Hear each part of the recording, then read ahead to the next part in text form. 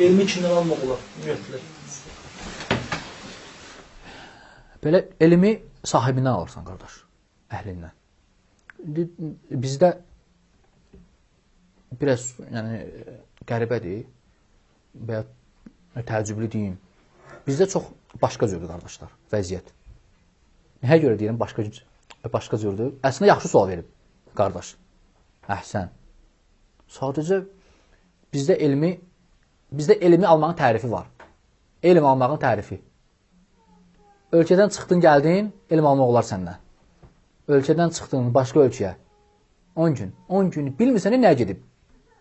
Gedib üçün, ailəsinlə, Ərəb ölkəsi qalıb gəlib. Yəni, tərif oldu. Elm almaq olar bundan. Cahillik. Bu cahillikdir, qardaşlar. Və ya biri ərəb dilini öyrənib, ərəb dilini təzə qutarıb. Mədinə kitabını oxuyub, 4-ü də qutarıb. Bunu elə gəlib ki, bu bir şey bilir. Praşvika kitabları götürüb, oxuyur, özü. Deyir, başa düşürəm ki, qıraqdakı da baxır, bu ərəbcə oxuyur. Gedir, o da təzədə axı, idarə edəmir ixlasını. Çətindir. Əvvəldə, qardaşlar, dəhşət imtihan gəlir sənə. Böyük imtihan gəlir sənə.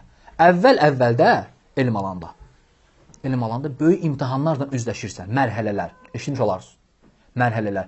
Kim ki, mərhələdən çıxa bilmir, mərhələlər də adlayır. Adam var, indiyənə ki, hələ o mərhələdədir. Misal üçün, yəni, özünü göstərmə mərhələsi.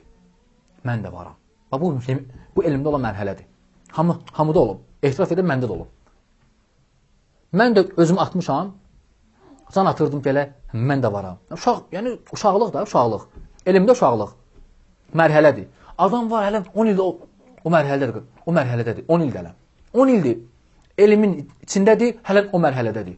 Baxsan ki, elə can atır ki, fərqlənsin. Baxır insan. Ona görə Şeyx Salih Hafizahullah böyük alimlərdəndir bu saat. Deyir ki, Ənnən nəfsiyyətə şəb fihi rağbə fi isbətin nəfs. Çox gözəl və dəqiq söz deyib. Hafizahullah.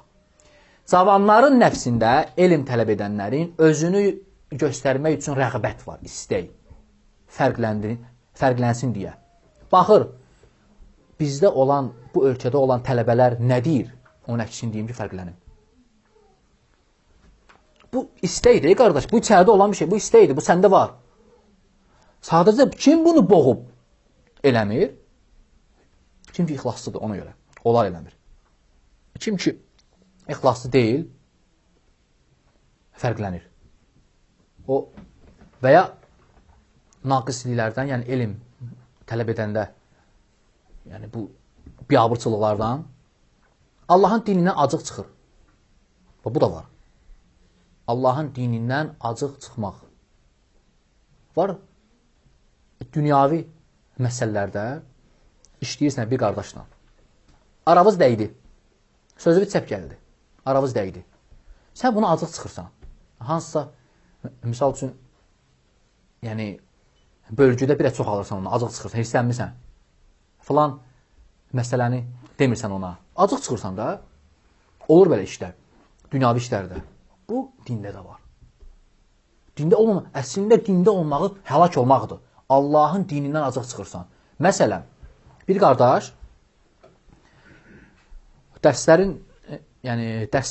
verəndə dərslərin biri oldu ki, cahilliyin üzrü olması. Mən özümdə danışıram. Baş vermiş hadisədir. O dərsdən sonra, elə ki, dərs yayıldı, həmin bu insanlardan biri, acıq çıxanlardan biri, dırnaq arası elm əhli, dərsə qulaq asdı, gəldi ki, bəs, çatdırın ki ona, yəni mənə, çatdırın ki, kim cahillikdə üzr görür, özü də müşrik. Məni sevmir, yəni mənlə aramız deyib, misal üçün, acıq çıxır. Məni istəmirsən, məsələn, Allahın dini, mənlə ünsiyyəti yoxdur. Buna görə, dindən istifadə etmək nə lazımdır ki? Acıq çıxır, deyir ki, kim mənim dediyimi deyərsə deyir, özüdür müşrik. Mən nə zənn edim ona? Nə yaxşı zənn edim ki, bunun haqqında? Doludur bizdə, qardaş. Doludur. Bir də ancaq ayağı tapdalamsan, ayağını ağzı sıxır səndən. Başlayır sənin əksir danışmağa. Uşaqdır da, həqiqi uşaqdır da. Yəni, bu adam dində ciddilik bilmir nədir.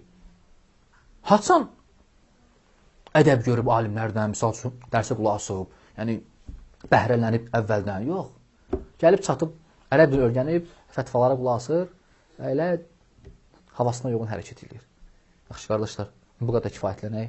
Allahdan istəyirəm ki, eşidənləriniz faydalı etsin. Və sallallahu alə nəbiyyə Muhammed və alə alihi və sahbihi əcməin. قال فبعزتك لأغوينهم أجمعين إلا عبادك منهم المخلصين